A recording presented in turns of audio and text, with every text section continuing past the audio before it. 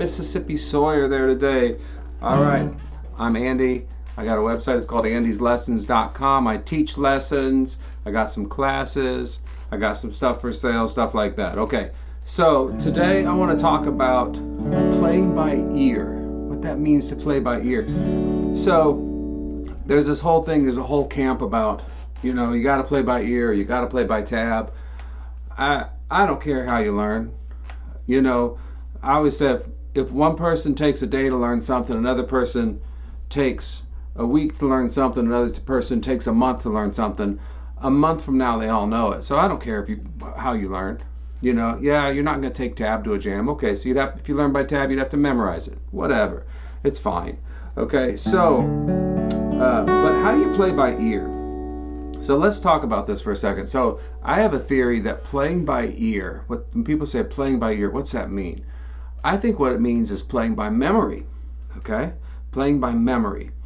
And what I mean is aural memory, A-U-R-A-L, aural, okay? So there's a place in your brain where you have aural memory, and you remember what a song sounds like. You could get a song stuck in your head all day. You remember what Happy Birthday sounds like.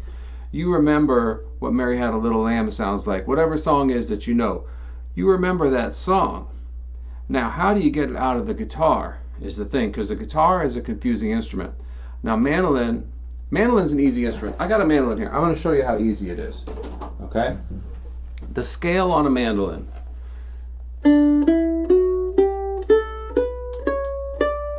They're symmetrical. You do 4 notes on this string and 4 notes on this string. This is why you could teach a 4-year-old how to play a violin, because you could teach them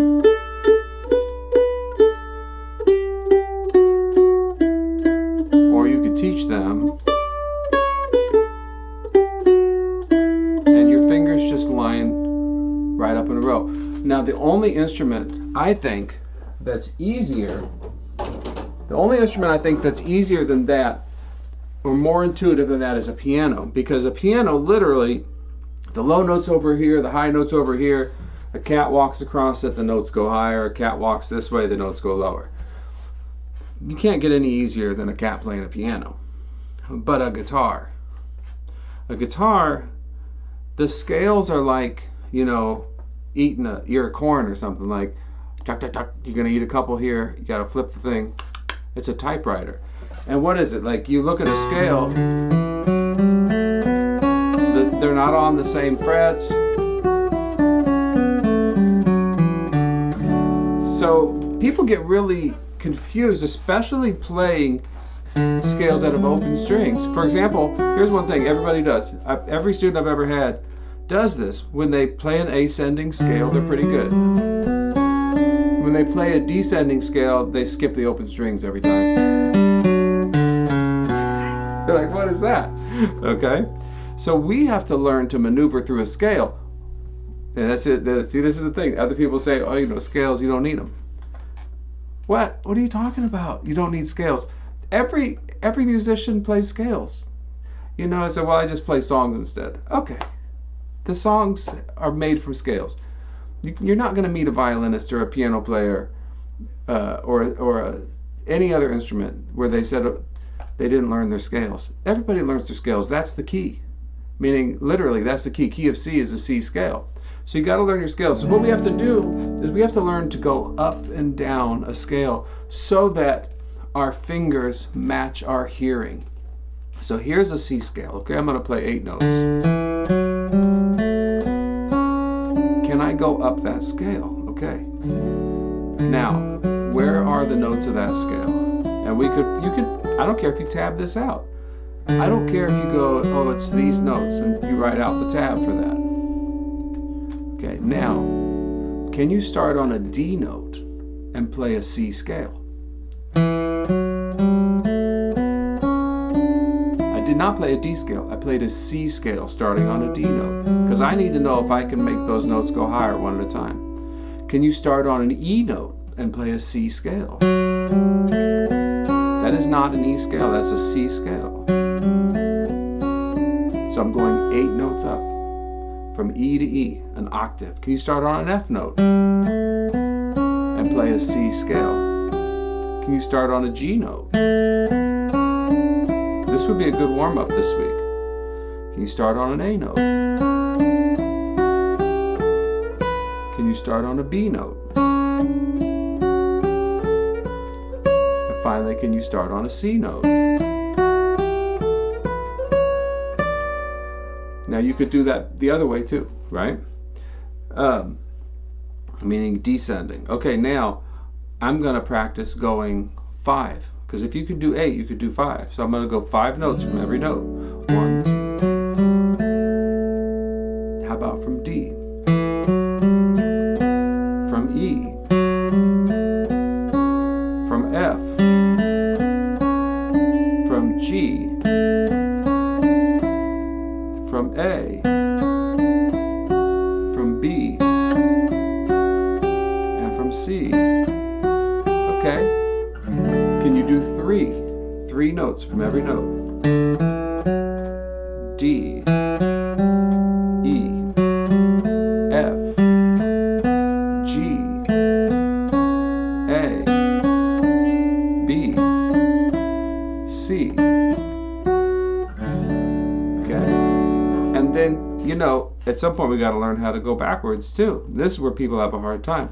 So here's a little tip. When you're ascending, when you go to the next string, you have to open the door. It's an open string.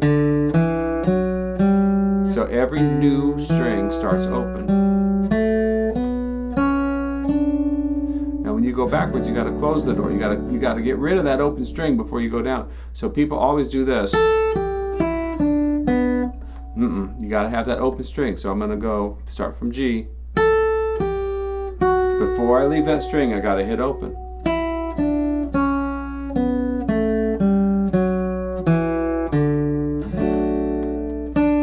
I can't go down without hitting open. Okay? So, yes, learn a scale. How do you know what scale to learn?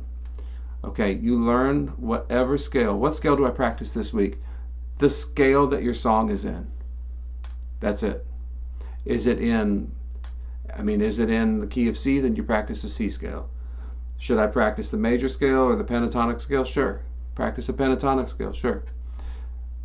Is your song in the key of G that you're working on? You working on Blackberry Blossom? Great. You already know what you're practicing. You're going to do everything I just did in the G scale. Are you working on Angeline the Baker in the key of D? Great. You're going to do everything I just did with the D scale. So you don't have to work on all the scales at once. We got plenty of time. We got a whole year. There's 12 scales. There's 12 months. You could do one a month. You'd have them all. And a lot of these we don't use for bluegrass anyway. But what scale do you do? And then when somebody says, we're going to play this song. Okay, what are you going to play? Temperance Reel. Key of G. Okay. Then you remind yourself where the notes are.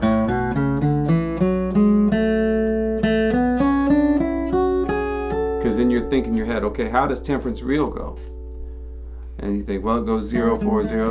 No. It goes see, it's got a melody in your mind. That's what you want. Now, how do I get that melody out of my mind on the guitar? Right? I got to remember that how that goes, and then I can try playing it on the guitar. So I know there's a lot to dive into, but what should you do? Okay, if you just wanted to take a little bit of this and get started. Well, know that it's really valuable to practice scales. So don't let these people that say, "Oh, scales are no good. You don't need all that." Do you think Bela Fleck practiced scales? Like, come on, right? I mean, come on. Of course he did, right? So yeah, practice a scale for the song you want to play. Now you want to build your aural memory, but that means you got to listen to music, right, to get the songs in your head. I don't care if it's a song from 30 years ago that you already got in your head, okay, or if it's a song you're working on that you just heard 30 seconds ago. Okay, well, you got to get that in your head. So you listen to what you want to play, and you just let it wash over you, because it's got to get in your mind. You got to listen to it so much that you could almost sing it. It's got to be so much it's like becomes like a Disney song to a 4-year-old, where they know what that is, okay? So that it's all the way up here. It's all the way in your mind. And yeah, it might be a journey to try to get it out on the guitar, but that's That's the way I think about it. It's aural memory.